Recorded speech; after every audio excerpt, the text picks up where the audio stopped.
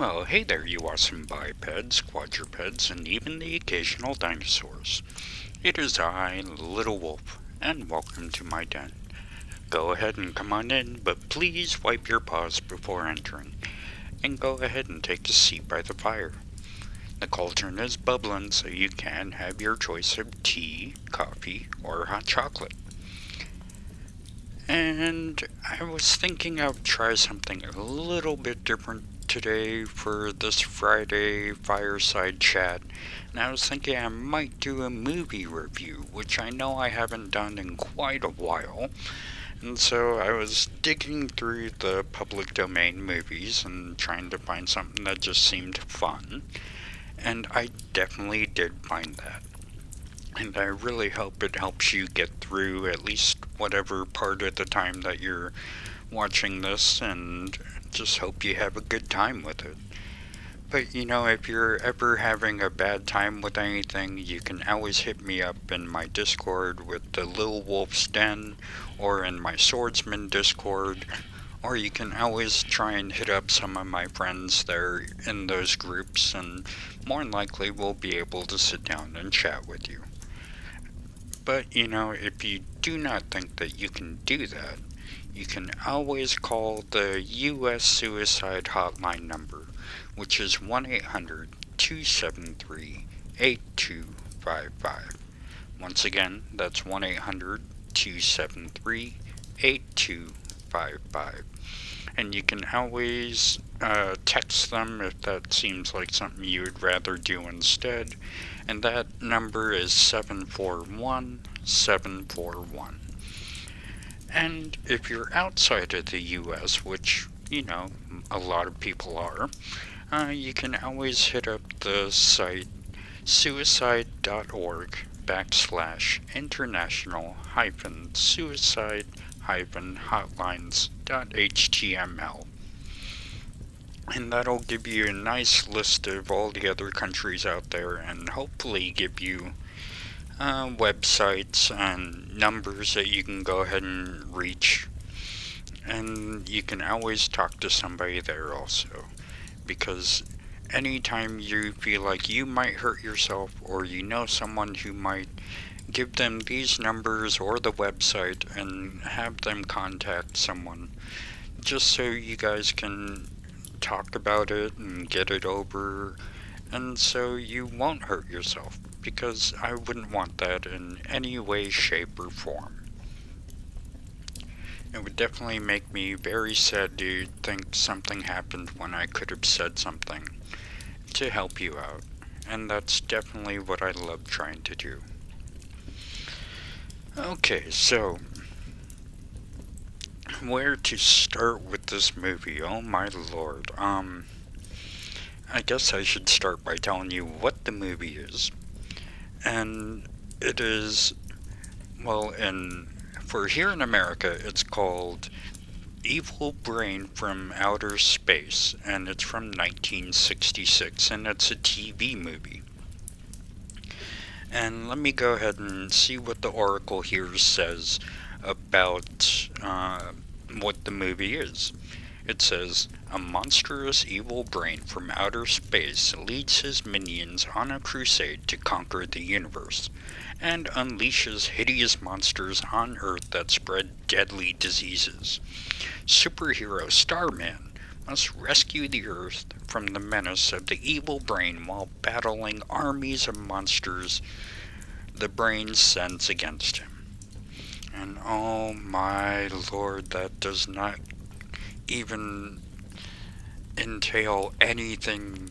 I mean, it does give an overview of what the movie is, but to me, when I watched this movie, I kept thinking, this is kind of what would happen if you took, like, Superman and the Power Rangers and put them in a blender and just turned it on to frappe and then just dumped it all out. And oh my lord, it's amazing. Just what happens in this movie is just so outrageous that I can't even really do like my regular reviews of a movie like I've done in the past where I've gone through and I've grabbed screenshots of each of the characters and find out the name of the person who played them because it's just so weirdly edited. Of course, it's also being an Americanized version of like a Japanese movie, so that's always a little bit trickier too. And but just so much happens in this movie. It You kind of figure out where Starman is from, and he's from a place called the Emerald Planet, and they made him out of steel, and he is given like this weird wristwatch looking machine that enables him to fly and speak every single language out there, which kind of beats the Babel fish just a little bit because with the Babel fish you have to stick that in your ear and then you're able to speak any language or hear in your language what any other language would say. And oh my lord, but to be able to have that watch and be able to do all that would just be so amazing. But I mean, in a bit, if I can, I'll find some clips of this just to show you, like, why I feel like it comes into the realm of, like, mixing Superman with the Power Rangers, because you have this superhero and Starman who is from another planet, and he comes down to Earth to try and stop evildoers, and just so much happens in this. It's not even funny. But I also wanted to kind of go back and look at where Starman came from, because apparently it was a bunch of different things in Japan before it came over here, and it was a show known as Supergiant. And I'm not going to try and say the Japanese translation of it because I would just butcher it and then have a bunch of people mad at me. I know that. But I'm taking this from Wikipedia, so I'm hoping it's pretty correct. Yeah. But it says here, Supergiant is a Japanese superhero featured in a successful series of serials like Tokusatsu film, short feature films produced between 1957 and 1959 by Shintoho, the non-union branch of Toho. He is also known in Japan as Giant of Steel, and in America is known as Starman, and known in France and Italy as Spaceman. Now, I always think that's kind of funny when other countries will take the name of the character and change it from what it actually is in the show. Because, I mean, Supergiant is kind of it's not really a fitting name, but it kind of entails a character just a little bit better than some of the other ones, because, I don't know, Spaceman is just kind of a little too vague. Starman, anytime I hear that, I think of the other movie of Starman directed by John Carpenter, red stop, green go, yellow go very fast. But, I mean, oh my lord. But also, looking just a little bit deeper into this, they have a character background. And I literally laughed out loud when I was reading this the first time, and I'm probably going to do it again because I'm very childish, and a lot of you know this. But here we go. We have Supergiant is a human-like being created from the strongest steel by the Peace Council on the Emerald Planet. He is created to destroy evil and restore peace in the universe. Resembling a Japanese man in white tights and a cowl, fitted with an antenna. I don't... I'll have to take a look again, and I'll probably pop up a picture right here, but I don't really see the antenna that is there. Oh wait, that's that little thing on his head. Okay, never mind. And with capes there under his arms, and it's kind of weird because it's like he has bat things growing out of his armpits. And you would think if you're gonna have like a cape, you would have it around your back like Superman. But I mean, I guess they probably couldn't do that because they might get in trouble for it. And he's virtually indestructible, which in the Evil Brain movie kind of doesn't make sense because there is some mutants that have, I think, what they call cobalt claws on them. And supposedly one scratch from that would kill Starman or Supergiant, so that it doesn't make sense in a way. And it also has like different bits and pieces where they'll have a bunch of the bad guys like in any other show where they're trying to either shoot him with bullets and that does nothing, and the mutants also carry these weird darts that they can fling into people's necks and it kind of kills them. And it's just so weird because they'll keep flinging the darts at Starman and it does nothing to him, and he's just like standing there or just batting them away, and it's just so weird. And it also says he wears on his wrist a globe meter device which enables him to fly through space, which I think is kind of cool. I would like to fly through space. Detect radiation. That's always a good thing. I definitely would want to know when I'm near radiation. You know, having your own little Geiger counter on your wrist would be a good thing to have. And to speak and understand any language. Now there's where that Babel fish kind of loses the battle, because with this thing you just have to wear it on your wrist, Babel fish goes in your ear, and so yeah, it definitely does a lot. It's a lot more accessible, and you know, what happens if you try and take the Babel fish out? Does it hurt you? Does the Babel fish die? I don't know, and I really don't want to find out, and I feel bad for that thing. Okay, so it also says here that he can use it to disguise himself as an Earthling to walk among them.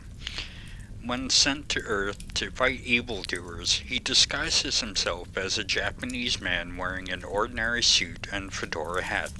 Looks almost like a police detective, but he still uses his Supergiant / Starman name. His secret identity is not that secret, as he works with the Japanese authorities to help them fight evildoers. He is just as powerful in his civilian form. He also gets along with Earth children and saves them from danger, as he knows that children represent Earth's future.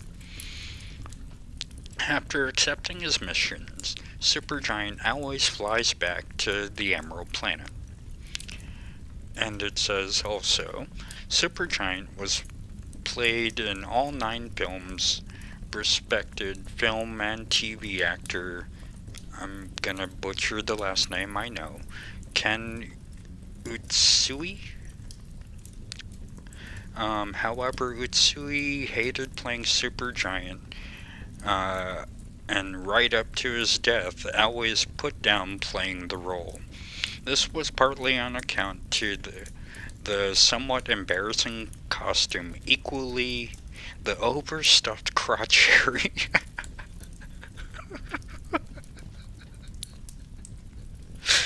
Oh my lord. He said the producers thought that female viewers were attracted to well-endowed men, so they stuffed the crotch of Utsui's costume with cotton. Oh my lord. Oh no. I was wondering about that a little bit when watching the movie, because it kinda does stand out. It's kinda like seeing David Bowie in Labyrinth, and it's like, you know, you watch that movie for David Bowie and the bulge. I'm sorry. Okay, but whatever Utsui's feeling about the role, his earnest and heroic interpretation of the character made lasting impact on generations of children all over the world. But yes, I would definitely have to agree on the part where I would kind of be embarrassed about that too. I mean, yeah, women might be attracted to a well endowed man, but when you're sitting there in kind of a spandexy type rip off of a wrestling costume, having that kind of thing stick out might not be the best idea. Um, well, in other cases it might be, but oh my lord, it just really made me laugh when I heard that. And as I said, the one that I watched is an American adaptation of it. And it says here that the American company Walter Manley Enterprises purchased the international rights of Starman with Medallion Films, repackaged the 9 Starman films into 4 films for U.S. television in 1964. The first 6 installments were re-edited into 3 films: Atomic Rulers of the World, Invaders from Space, and Attack from Space.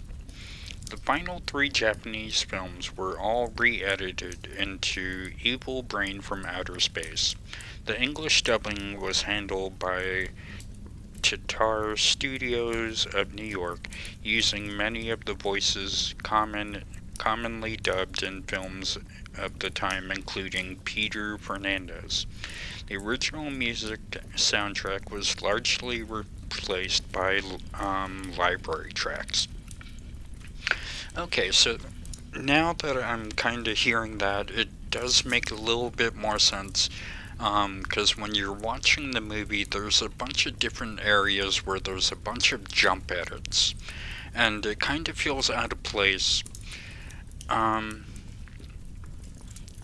and there's just so much craziness that does go on. Like I said, there's so many areas where there's a bad guy who's supposed to be a doctor in a wheelchair, and you see him rolling around his laboratory, and he rolls outside. And if I can clip the version of the film, I'll probably try and do it right here.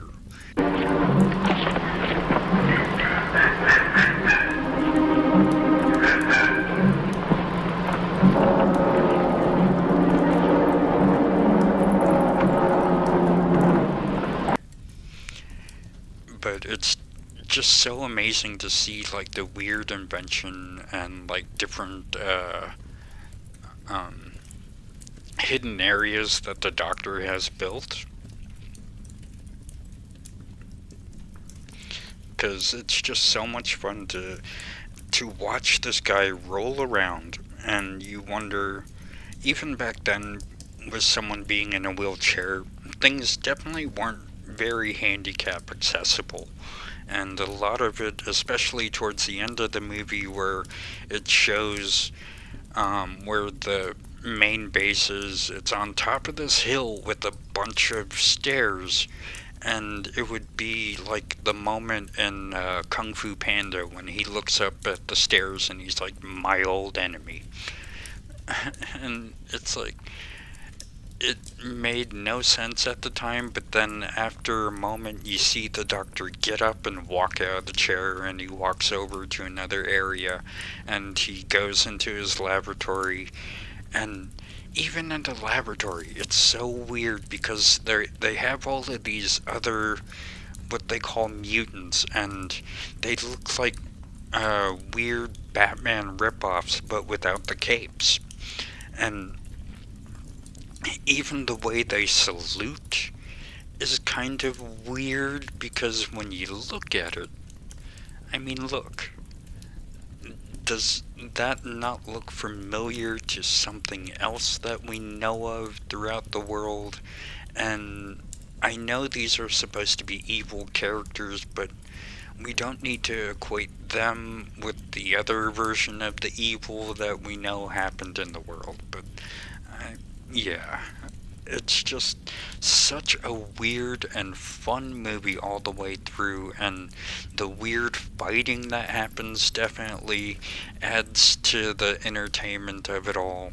And the fact that Starman doesn't even hide his identity. You know, even Clark Kent would actually stay as Clark Kent until he had to become Superman.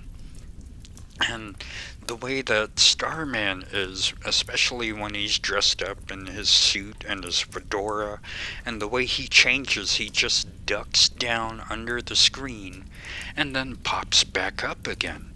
And it just really caught me off guard and made me giggle each time I saw it, because he would just duck down really quick from his suit, stand back up, and be Starman. And okay, yeah, here too, I could definitely tell, there's that weird antenna thing again, looking like um,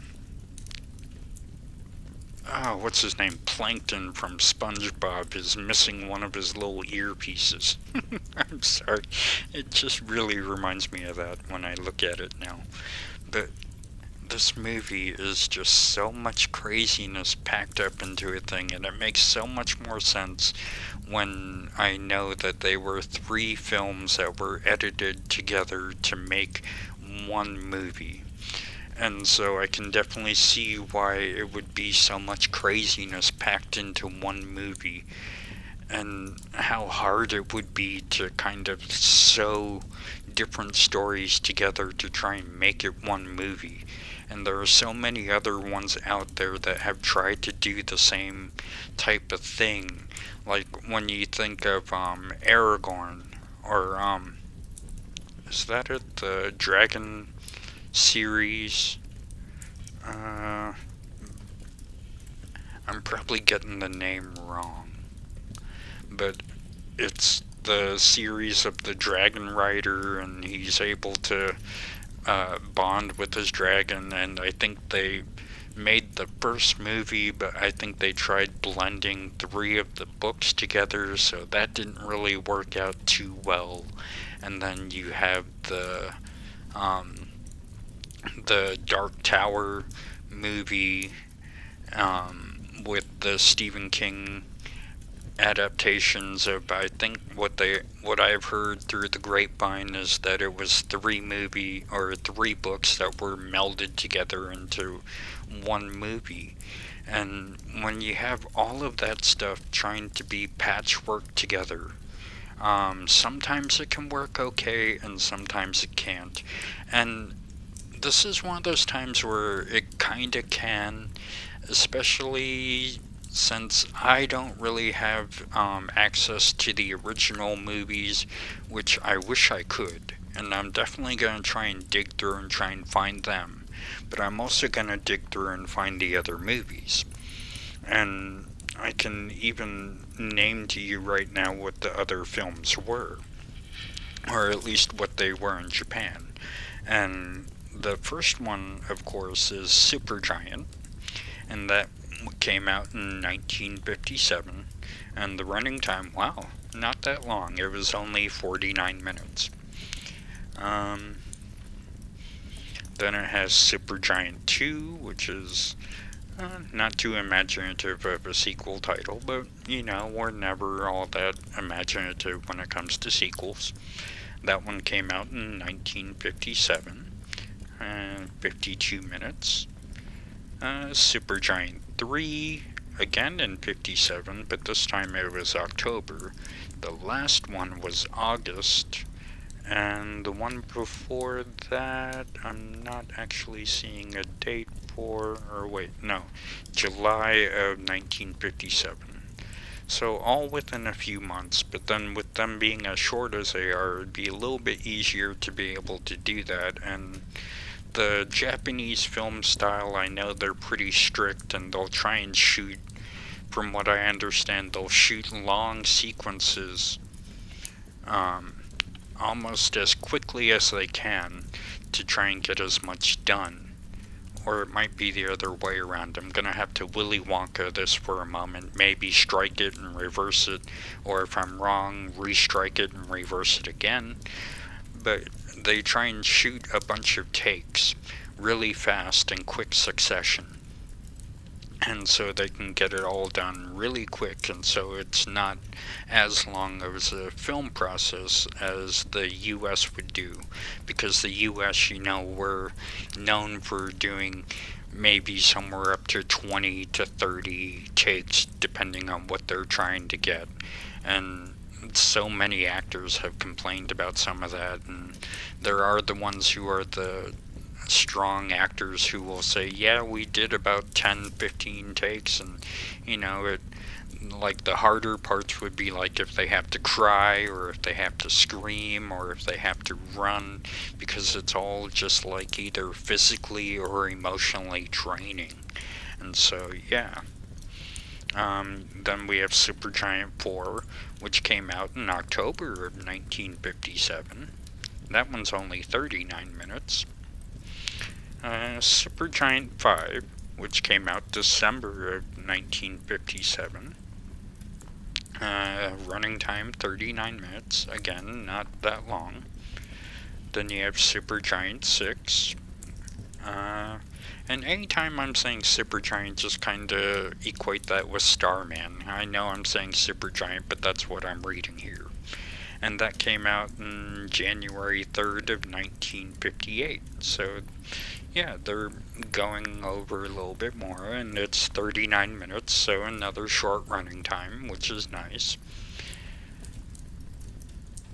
And then Supergiant 7 came out in April of 1958.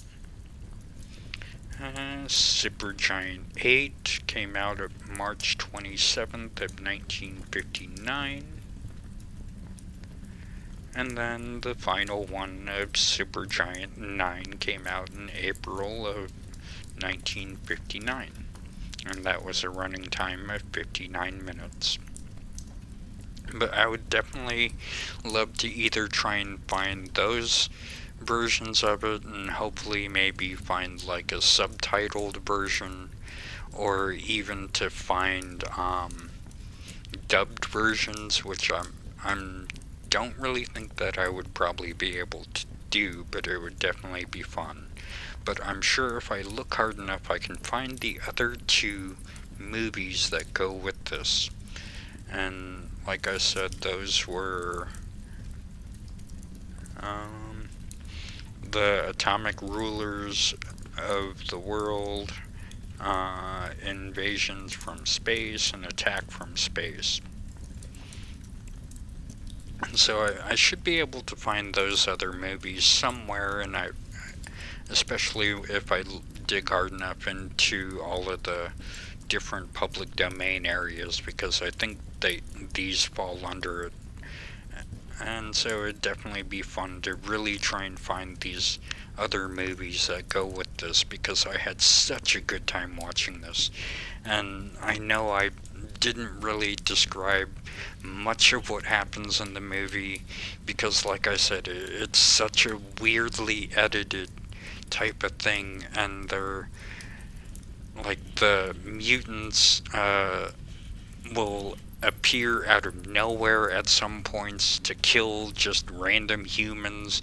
There's one that shows up at it looks like what is a carnival, because they have like one of the guys that's making the cotton candy with like that plastic cone, or not plastic cone, but paper cone, and he's making that, and then the two little kids run away from their mom, and a mutant shows up there and kills the mom, and it's like, for no reason whatsoever.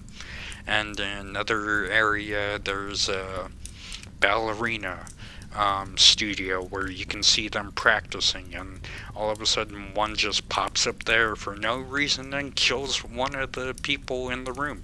Doesn't even kill any of the other people there, just the one person, and then goes away. And it's so much weirdness that happens, because these bases are supposed to be secret, where they're either making the mutants or they're making like the another part that doesn't really show up too much is they make this weird disease that's supposed to kill all of the world or something like that, and it only gets mentioned like a couple of times within the movie, and you only get to see it like one time kill someone, and when they do that, it's right next to where their secret base is that I was talking about before with all the stairs going up it. And even like the main bad guy, who's kind of in control of it, he asks one of his henchmen, hey, did you test out the disease?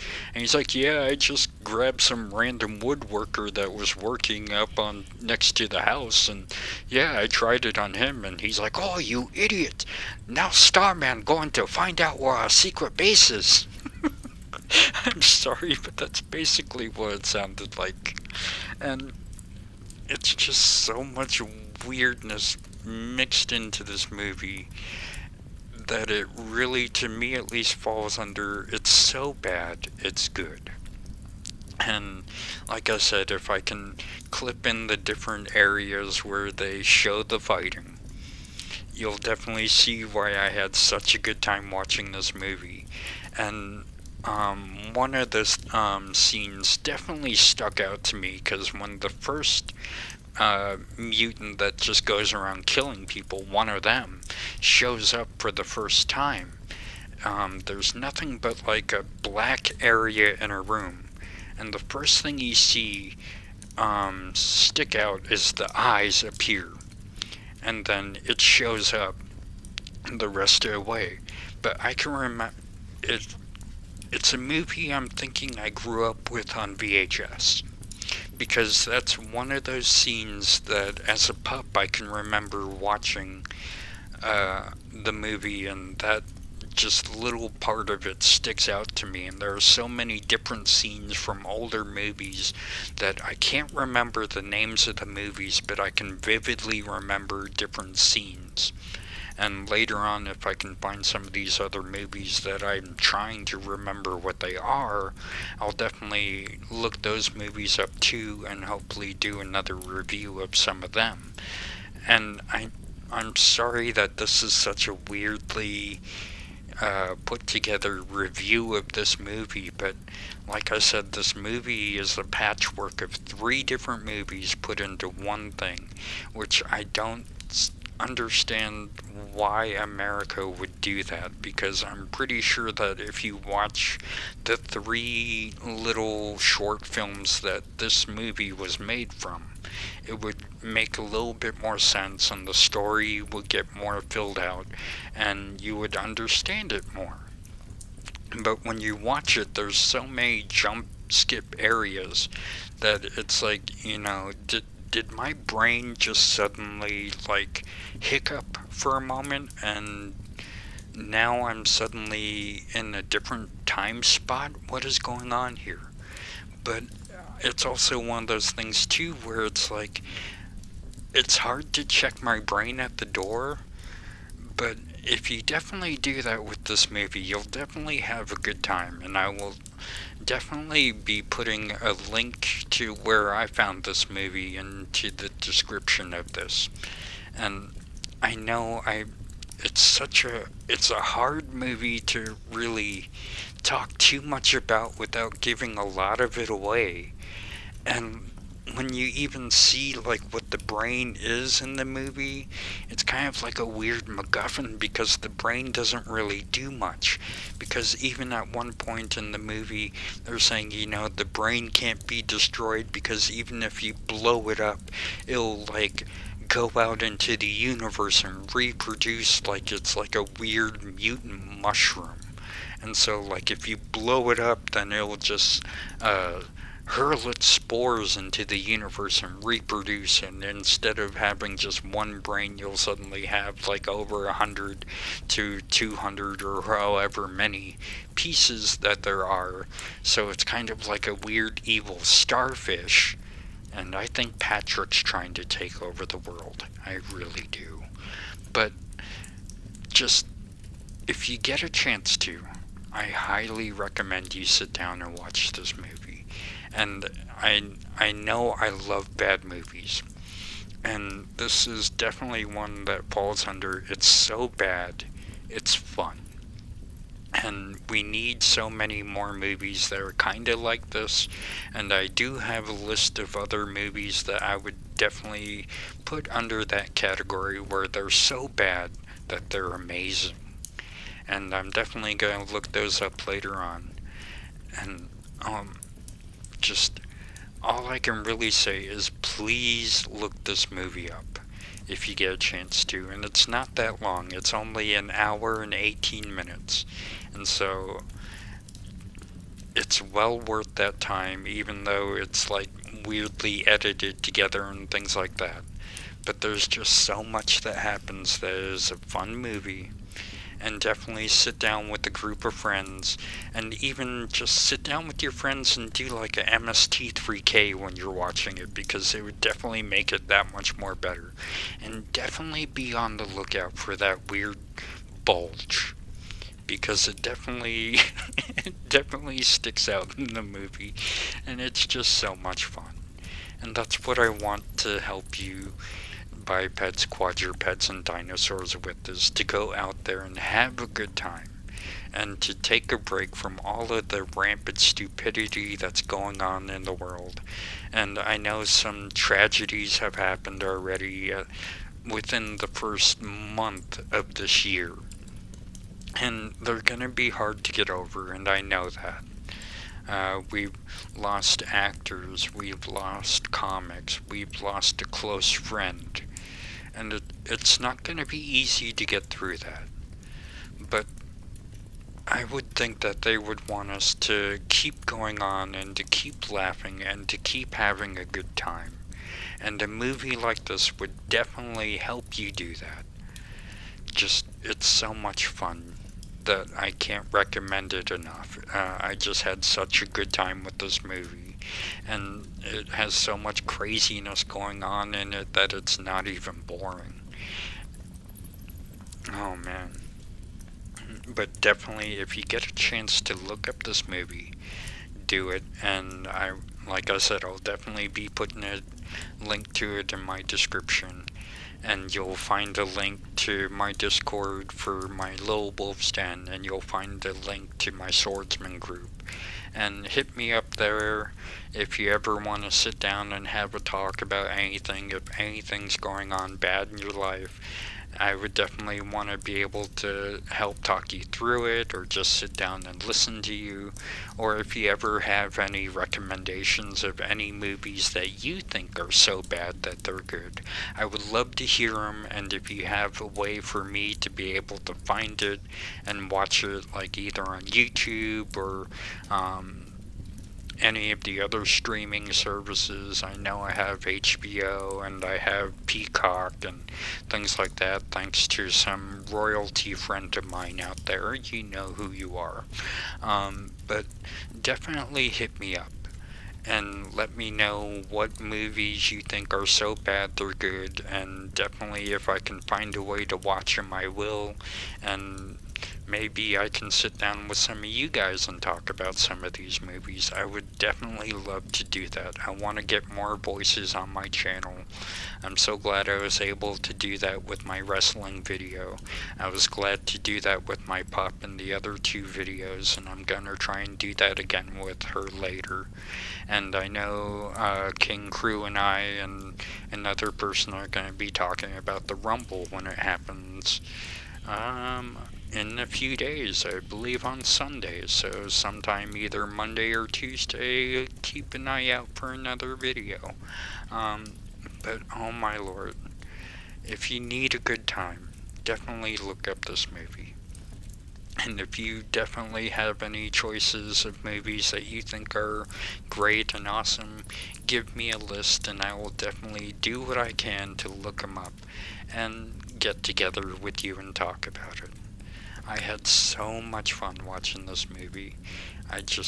Oh my lord, it's so much goodness packed into an hour and 18 minutes. and I really am just happy to be able to share it with you. And I know I didn't go into too much detail on what happens in the movie, but just watching it yourself would be definitely a good time. Get together with some friends, and if you drink, have a few drinks. If you imbibe in anything else, if you imbibe in herb, go ahead and do that maybe. But, just have a good time with this movie. Get together with your friends and loved ones and sit down and watch this. It's such a good time. And that's what I love doing with you folks here in my den. I love being able to share my movies and to share my stories and to share the radio plays and the cartoons. Whatever helps me get through my time, I'm definitely trying to help share with the rest of the world to help you guys get through whatever time you need to. And thank you so much for joining me in my den each week on each video and whenever you can. My den will always be open to anybody who needs a break and a breath from the world, because we're always going to need that, especially with what's going on now. And if you want to help out more, please hit the like button if you like this, or subscribe if you haven't done that yet, and share it with your friends who you think might need a break. And to help out even more, remember, keep going out and getting your shot. Keep masking up, and keep social distancing. Because we have to keep those safe who cannot go out and get their shots and things that they need that would help them. And being able to make sure that we're safe keeps them safe. So let's do what we can to make it through this and to keep going. I love all of you bipeds, quadrupeds, and even the occasional dinosaurs so much. And thank you again for joining me. And until next time, Wolf out.